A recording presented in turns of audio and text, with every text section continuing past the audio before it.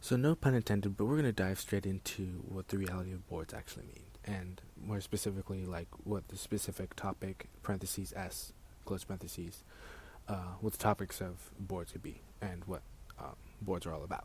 First of all, I think the heightenedness of the reason why yesterday I said there are no more boards, and especially no more lower vibrational boards, is because the boards aren't fifth dimensional.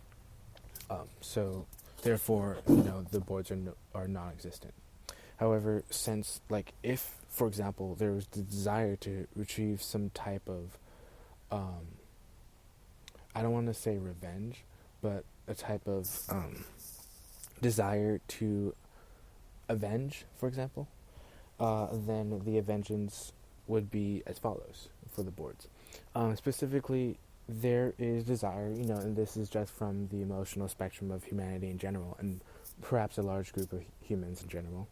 But there's a large amount of desire for a vengeance in terms of involving the Congress. But more specifically, all the ridiculous sort of laws, and I'm just putting it all under one sort of umbrella of all the ridiculous laws of of uh, of of pills and opioids in the pharmaceutical companies. Basically, the pharmaceutical companies' overall desire to completely control Congress, and the pharmaceuticals companies' overall desire to control government and sway government and enslave and really have full-on control, and to continue the continuous and relentless onslaught of non-stop destruction and non-stop death. Now, obviously, there's a little bit more details about, from what I discovered at least, there's a little bit more details about how the previous president, which I actually don't even want to talk about, but anyway, the previous president, the previous president, Obama, signed into law something about laws being signed into pretty much affirming the types of reality that the pharmaceutical companies wish to maintain, and a law supporting continued drug production and continued pharmaceutical production and continued pill production. And what's happening is people are actually being killed and are deliberately being killed due to the fact that there is this sort of wave of continuous and kind of unbridled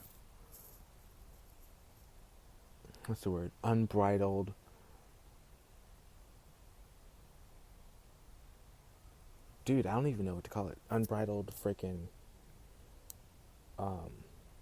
just unbridled attack.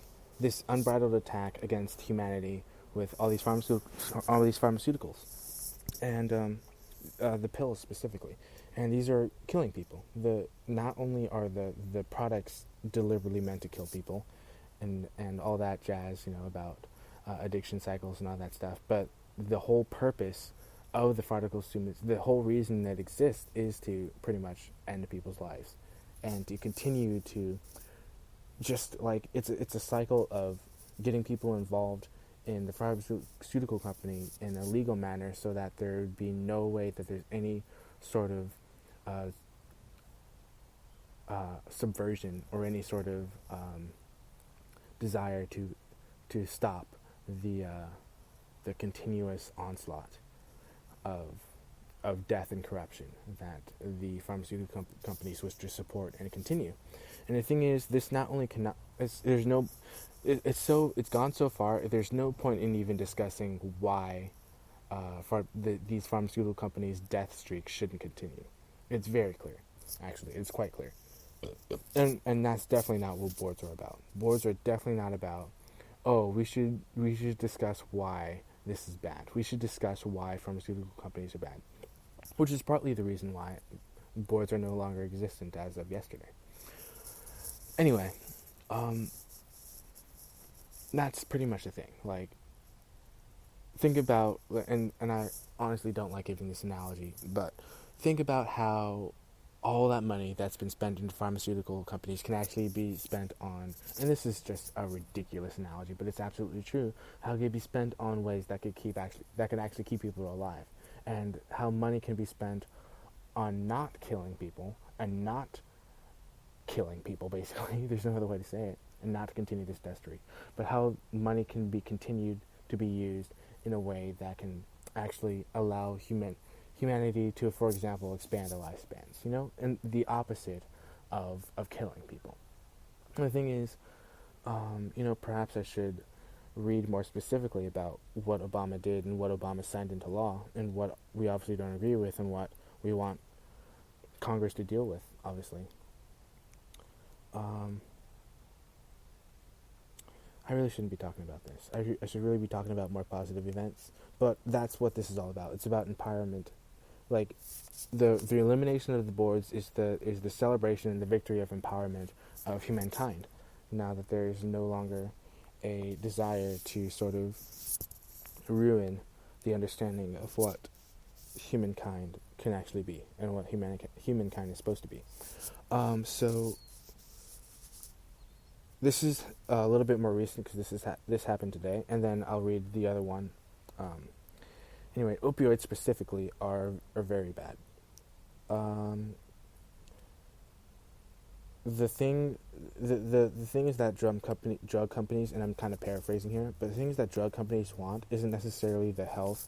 They don't really care about the health. They don't care about the product at all. All they care about is profit. So keep that in mind. Anyway.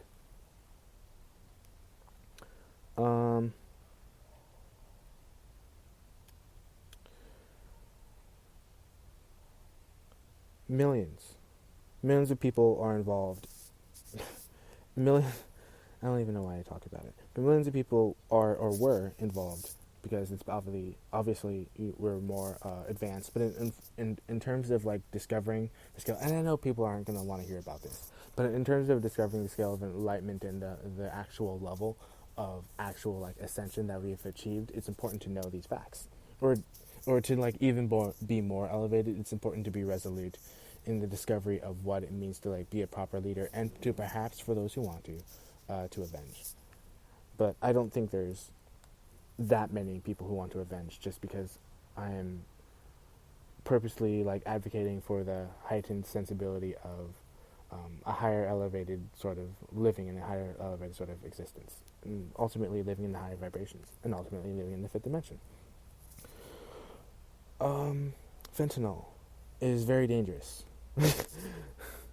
That's kind of obvious.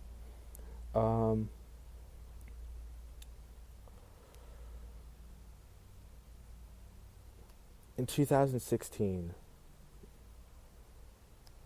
I don't even know why I'm reading this, but in 2016, a law signed by Obama shackled the DEA in efforts to crack down on big pharma opioid traffickers.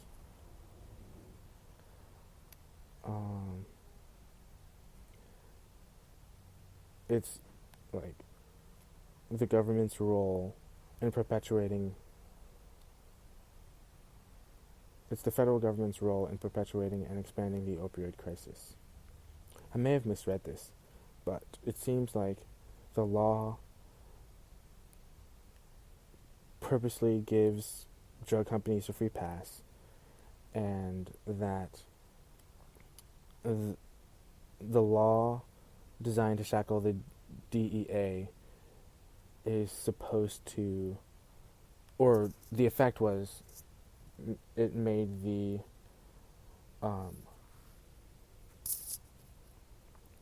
drug companies bigger and badder and worse, and the whole situation worse.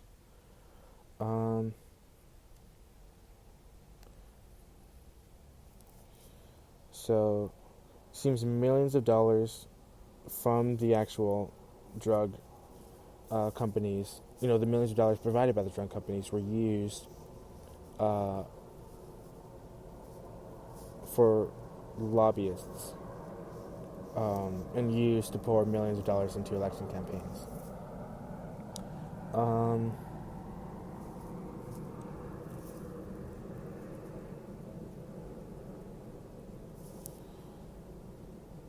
There are obviously the result, as I already explained, is the human damage and loss of life, the extreme loss of life. It's ridiculous. It's very, very bad. The thing is that there are people that know, lots of people that know, and it seems that they are unwilling to do anything about it, even though they are willing and knowing collaborators. That they're willingly involved, and they are knowingly involved in this scale of ridiculousness, this extreme scale of ridiculousness. Um,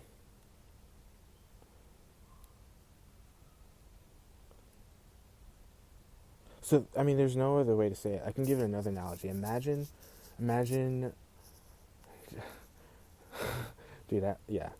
Imagine having like a rock shackled to you, like a freaking 300-pound rock, a freaking huge boulder shackled to you, and the and like the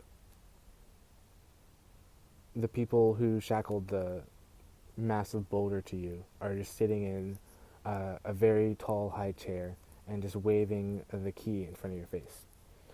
It's like the this whole time people have known that they've been willingly collaborating in people's deaths, and this whole time for years. So it's 2016, 2017, 2018, 2019. That's 3 years.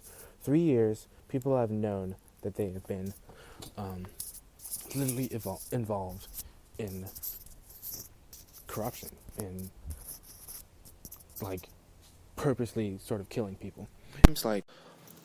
It seems to me that all of those millions and millions and millions of dollars can be used to actually provide human health. And here's another example, which I can just mention telepathically, so that's that. Second example, what I was going to read, and it's kind of important that I read the following. Also, this is also very interesting to me. Love your neighbor as you love yourself, and treat others the way you want to be treated, and love one another. That's something that has been in my mind for the past 5 days, 6 days, 5 days to be honest.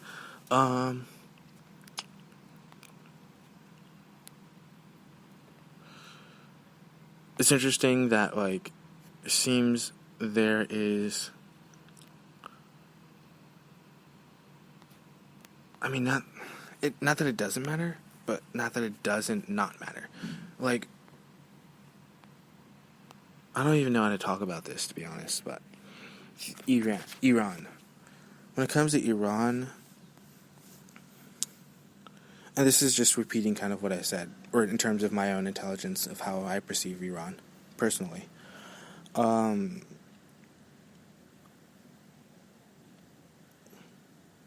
There's, looking back, there has been a lot of, American involvement over there. There's, tons of people, tons of utilization of materials that have been used, and tons of,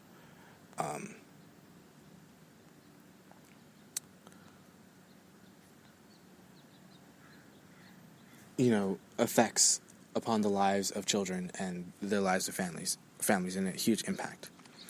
And maybe I'm paraphrasing this, and this could be wrong, but according to Iran, evil was unleashed by the U.S., which is something I already know, which is actually true. It's not the actual U.S., because the American people are perfect, but it's the bad elements of the U.S. that, claims itself as the U.S., for example, the United States Corporation of America. Some people may know about that, some people may not, but there's an evil part that masquerades as the U.S. that infiltrates that area, and it's kind of just repeating what I said earlier, which is the cabal blamed someone. The cabal blamed someone else for an attack that they had on oil, which is what the cabal does, just blaming, and never taking responsibility for anything, and just trying to divide and conquer. And obviously that's not a successful thing. So anyway, I'm going to go into the explanations of why the avengement may be or may not be important, and why also I don't, of course, advocate for the existence of boards, and more importantly, why for those that want to still be involved in inventions, this would be the following sort of modes of life. The very, believe it or not, there can be a lot of success in invention just for the support of extraterrestrials. And there's a lot of, and I'm not saying that, we need to rally together to be negative against all the negative actions and to just sort of be aware of all the negativity and then just take charge in that way. That's not the point of avengement. It's kind of the process of discovery and ascension that would advocate for avengement. But either way, because the boards no longer exist as of yesterday, there's no point in, even at any level, regardless if it's a board level or not, there's no point in any way to even have any sort of avengement, because there's no, and as a living beings or informing being, there's even no need to even mention anything that has to do with negativity. Believe it or not, one thing I actually need to purposely mention first is, because I'm a teacher in terms of how to, I love these beings, how to communicate with living life forms as, not only as a human but just as a being. It's my responsibility to kind of teach what I learned. And what's very interesting is that when I think I'm teaching humans, that's actually not at all what's occurring. It's happening at a wholly different perspective, and I found that out yesterday. Everything is listening. Imagine, at first I thought I just had an audience that was only human beings and maybe some galactics and the celestial beings that had been here for years, or since 2018, because of the celestial room, and then of course the absolute beings and the supreme beings, and other beings that are from on high. Those are the beings that are listening in. But what's more surprising is that the animals are listening. The squirrels, the possums, the raccoons, the mice, they're actually listening, and they're learning. And that's a very, very interesting phenomenon for me, because it's not just that they're literally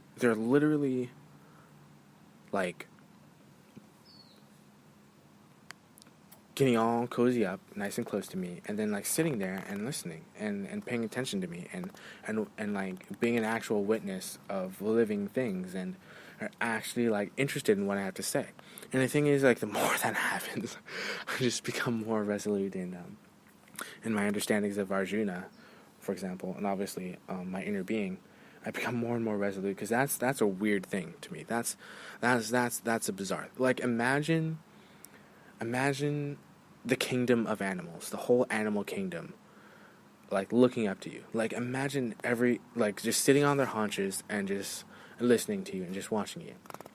And then when you move or even flinch or even have a sort of directive in terms of telepathy, they respond so quick that it's almost enlightening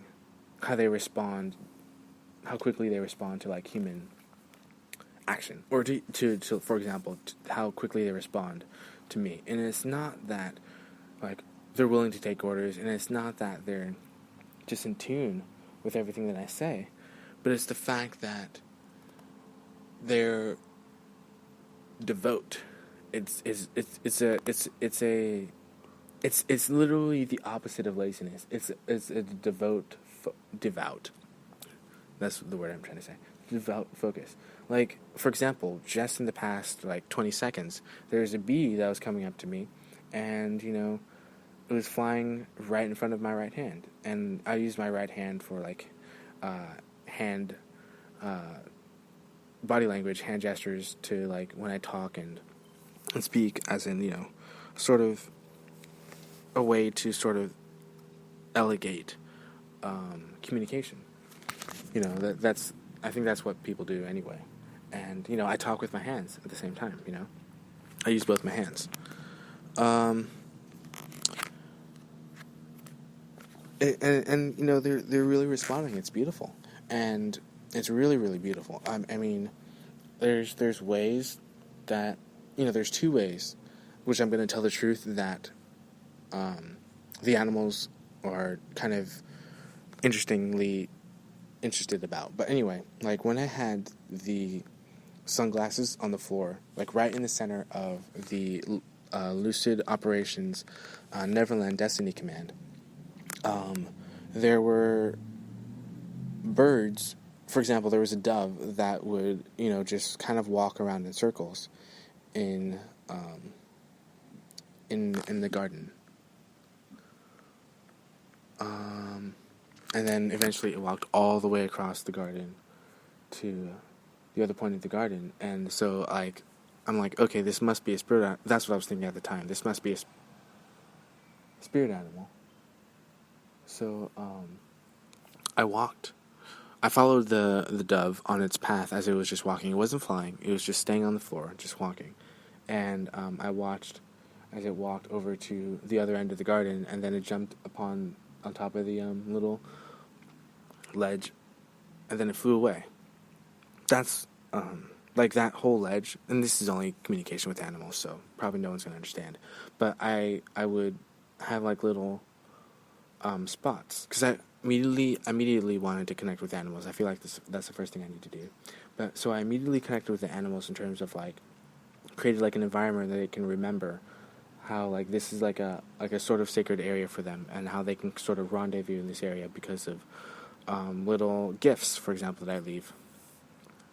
Little gifts and treats that I leave for them. So I would communicate with the animals at that level, and it's just really fun. It was a massive success. But the other thing is, you know, with the sunglasses being on the floor in the middle of the LONDC, squat dab in the middle, I was able to direct the hive with my eyes, and direct bees with my eyes. It was very interesting. Like, with pure focus and intent, like on one of the days, like I was staring at a spot on the ground, and a drone, I'm pretty sure it was a drone bee, or it might have been a queen bee, but I'm pretty sure it was a drone, because there would normally be a lot of bees following the queen bee, and it seemed to have a lot more darker color than normal bees that I noticed. That drone bee at full speed flew straight into the ground, and it flew straight into the ground immediately at the spot I was staring at, and then it just kind of crawled. It literally walked on the ground, straight towards the sunglasses. It walked straight towards the LONDC, and then it. I don't know where it went. I didn't keep watching it, but I was still in the area where I was meditating in the garden, and that was gnarly. That was a gnarly event, and obviously, it seems like the bees are, you know, bees communicate through dance. At least in terms of travel, and so that's how they communicate to me in terms of flying. Like, I think the bee that was right in front of me, like in front of my right hand, was kind of showing me where it is, and showing me where its hive is, and is learning from me, which is really cool. And it is doing all that thing simultaneously. So it kind of did like a infinity loop sort of thing. It flew. I can't exactly describe the dance, and there's no point. It's actually a really cool science. There's no point in really describing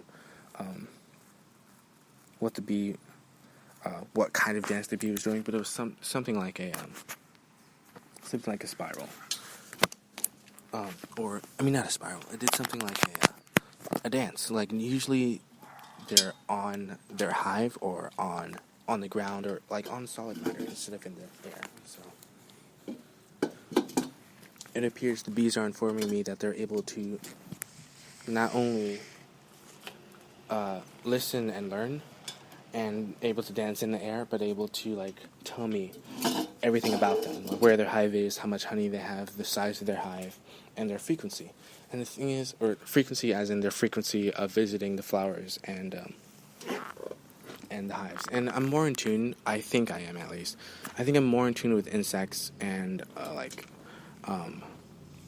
spiders and more in tune with like flying insects, like dragonflies and mosquitoes and flies, more than I'm in tune with animals. That may not be true, but from my opinion, I think that's true.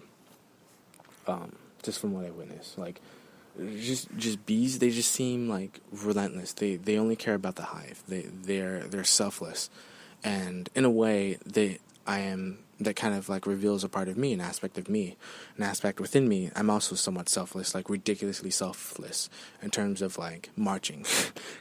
I'll just march, and anyway, that's not the point. It's not about me.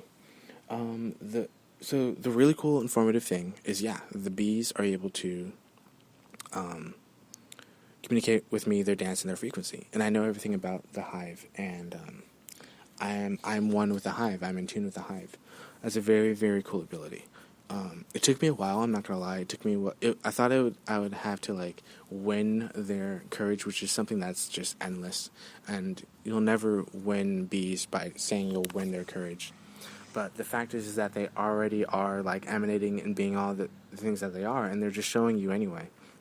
And you just gotta sort of take that in. So that's how I learned, and that's how I like instantaneously kind of awoken to that fact that bees are that sort of in tune with humanity, and therefore in tune with nature, and they're really intelligent, you know. They're aware of geometry and stuff like that. So it's a really cool.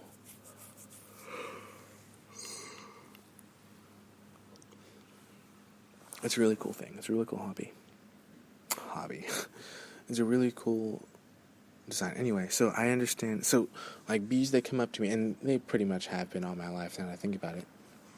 But particularly in this now moment, bees, they come up to me and they tell me about their frequency. They tell me the size of their hive, and they tell me how much honey they have, how much money they have, how much honey they have, and how much, they tell me their frequency, sort of thing, and that's the coolest thing, because that's how much bees actually love you. And this is this thing I would love to explain and teach to people, and teach the younger generation, and teach to everybody. The bees, they'll actually tell you their frequency. So they'll tell you how frequently they go to different flowers, how frequently they'll go to you, like, and they'll tell you like how large their hive is, sort of thing. They'll tell you how much they move as a hive, and they learn from their hive, which is a very interesting concept. But they learn from their hive about their hive, of the hive, that they're the hive, in a hive mind sort of mentality, as a hive mind sort of mentality. And they use their hive mind mentality to explain and express their hive mind mentality. So pretty much what I'm saying is, like, it's still kind of evolving, and they're very, very, very loyal. Very, very loyal. They will do everything you tell them. It is the most bizarre relationship you've ever experienced. Because that's what happened. But the bee literally went like this. Zzz, zzz, zzz. See? Isn't that awesome, dude? And the thing is, it's not even about like how there's no hesitation and how amazing that is. But it's their worker bees sort of thing. That's the name that we give them, or that's the name that I learned that was written in nonfiction books about bees and stuff and animals and all these things. We've given them names, and we call them names. But they don't really respond to the names. Like if you say bee, come here, they're not gonna respond to the name bee. They probably have a true name, and that is something that I will probably learn later. And I'll definitely teach people their true names of those animals. But for now, I just know their true names instinctively, and I just kind of expect them to sort of not necessarily respond to me, but I sort of expect them to be, I don't know. I expect them to respect all life. That's kind of like obvious in terms of all higher dimensional understandings. I expect bees to respect all life, and they do. And the thing is, they really pay attention. And that's a weird way to say that they pay attention, but they really pay attention. Anyway, like bees, for example, bees and wasps. I have a very interesting relationship with wasps, but bees in particular, they're they'll do whatever I say, and I'm not saying this to like be over powerful. I'm saying that, I mean, if I want to direct bees to like do something, or like, I mean, the thing is like bees will. Okay, I gotta be honest. I kind of want to have fun with this because I just learned about that dancing communication. I just learned about the bees and stuff. I just learned about it. It's so cool. I'm so excited. I can't tell you how excited I am because you learn so much from the dance. Like, we understand like how they dance. Like, let's put it this way. We understand how they dance and how the dance has to do with the communication and stuff, and how their wings hum and vibrate in a certain way, and how they navigate via the sun, and how they are able to see certain colors, and that's how they're able to like make runways, sort of things at what's it called? Runways at flowers and stuff. So, what's so exciting about it? What's so exciting about it is that it's actually not at all what I thought it was, you know? And I'll explain it this way.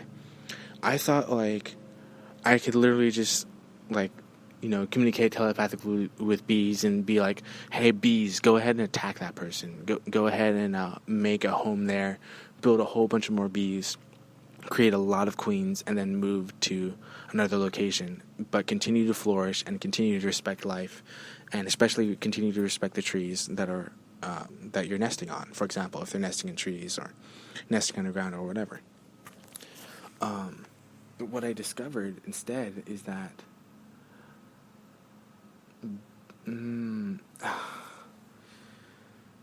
they're dancing. And what I mean by dancing, they're executing hive mind. I think that's the best way to describe it. Let's explain it in a way that'll help explain who I am, or like who or what my experience is in the dream world, and using dream tea and acknowledging dream tea, and all the dream abilities and light dreams and etc. Dream cosm. So I have abilities on that sort of spectrum. Like I can engage whenever I wish, and I can enter the dream world whenever I wish, and I can enter different levels and different scales of the dream world. And a lot of it's spiritual, and a lot of it is just, you know, the truth and manifestation of the ability that we have to sort of correlate and unite and sort of exist with reality.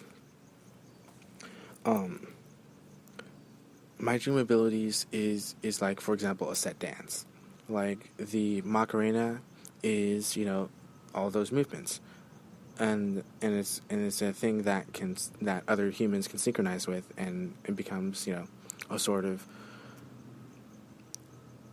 I don't know, a sort of enjoyment, festival, tradition, action sort of thing. So Dream Chi sort of developed into the same thing. It became a dance. It became something I'm familiar with, and it became, you know, something I can tap into at any time.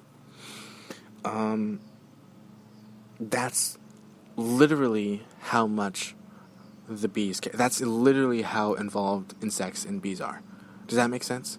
So basically, they're not wanting to communicate just on the level of understanding that humans have in terms of how we understand and respect nature. They're actually communicating on the level to communicate with whoever is in that consciousness of who's able to understand that dance sort of thing, and whoever's pretty much in tune with dream chi. And I'm not saying that it is dream chi, or that it's the dreamocosm that allow them to sort of uniquely respond to me in that sort of unique way, but it's the fact that perhaps it's just the awareness of that consciousness that allowed me to fully grasp and understand what they're communicating at that time. Because there's a lot that they're communicating. You know, there's different heights of communication, there's different respect of communication, and these are all things that are multiple levels of comprehension that the hive mind has. For example, flies respond to music, you know, kind of like in that Sherlock Holmes episode, Oh my gosh, I still haven't seen that movie, guys. I have to see that movie. Oh no, I'm thinking of Watson. The Watson movie with, but still. No, actually, I am thinking of Sherlock Holmes. The movie where he plays the instrument and the flies circle in one way, and then when he plays a different chord or different music, different strings, the flies fly in the other direction. So it's something similar except more advanced. For example, I unknowingly and at the same time knowingly, I communicate with which reminds me, I need to discover some new things in terms of how cool these new birds are. Because ravens are actually as smart as 5-year-olds. So I'm gonna get to that in a little bit. What was I talking about? Oh, music, dream tea, in terms of dreamcosm and light dreams and all that stuff. There's always music involved, and I innately know that there's music, and that for example, insects respond to music. So instead of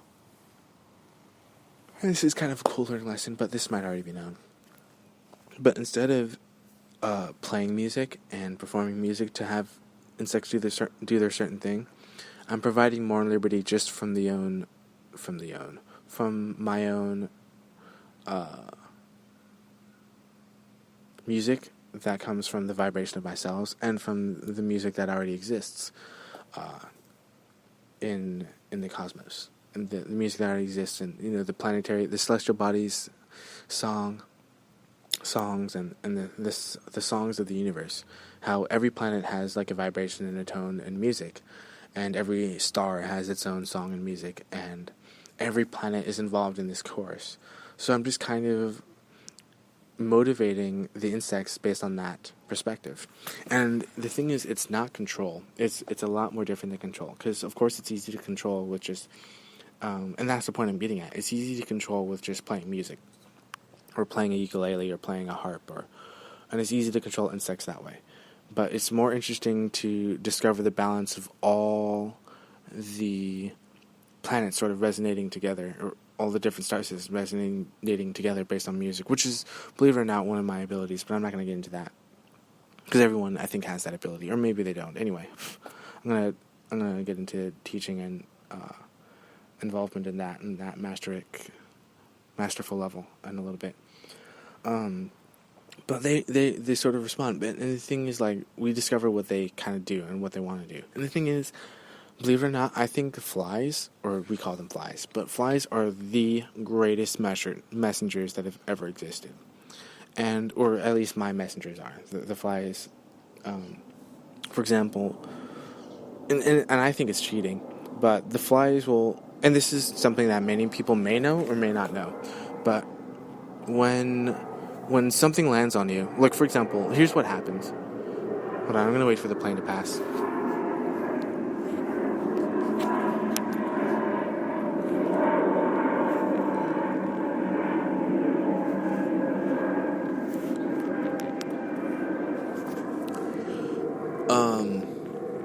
When flies land on you, it makes a sound. The sound of their exoskeleton, brushing against your skin, it makes a sound. And it kind of tells everyone where you are. And the thing is, flies will just, like, they'll be intelligent about it, obviously, but they'll just, like, scurry around. And the thing is, they deliberately scurry around on my skin. They deliberately, like, fly around, and I used to just put it under the umbrella, like, oh, well, flies just go crazy around me. They would fly to the ground, and then they fly on me, and then they go in little circles, then they fly on the ground again, and then they fly on me, and then they go in little circles on my skin again, and then they fly off. Or they would literally land on me, and they look straight at me, and they wouldn't move, and they would just stand there, and they just they would. This is so much detail. I can't believe I'm explaining this much. They'd move their proboscis in different distances, and then they would sometimes, or at least, flies don't do that anymore. They used to, like, just rub their hands and clean their wings, but now they just they stand ready, and they just stand still. They stand incredibly still, and they look straight at me. When I look at them, and I'm waiting to hear a message. And they have a message for me, and obviously, I'm listening to the message, and then I send them off to have that message sent to someone else. Um, it just seems, and that's the thing. I've been doing that for days. I've been doing that for at least a week and a half. Um, I've had flies send messages, and I've received messages from flies, and they're just retarded. Like, I mean, retarded is not a good word, but they're just freaking. Think about it. Like, I don't even have another animal that can like want to has that much eagerness to like think about a yeah think about a puppy. Think about a puppy. It just wants to play. Play, and it gets so excited to see you. You know, the tail wags ridiculously. The tail wags so hard the whole body moves. It's just, you know, just play. It wants to like exist in uh, extreme amounts of joy and it wants to listen to everything you do and wants to follow you and all that stuff. Same thing with well, all living things obviously, but same thing with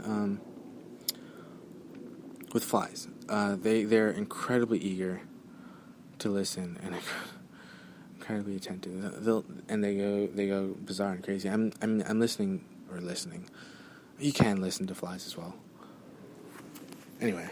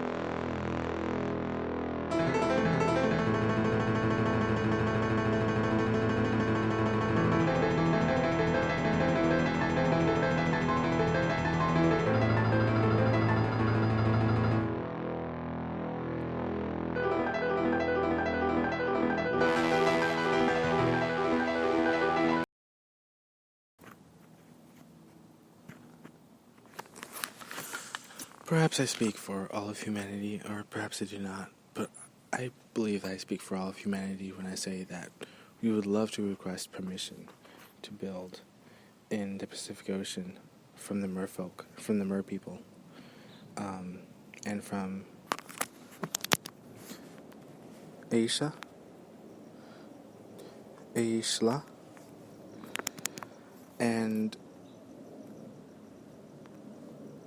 I believe those higher dimensions are in existence right now, and we shall connect, or we should connect, and continue to dance in the waters, and dance in the higher vibrations of the crystals.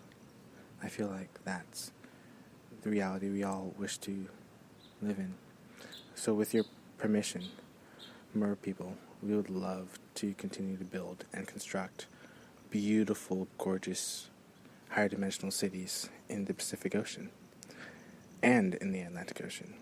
That is what we humans call the great waters and the great oceans and the great seas. We call it the Pacific. I'm not sure what you call it. However, we do continue to wish to keep our connection strong and continue to connect with you mer people.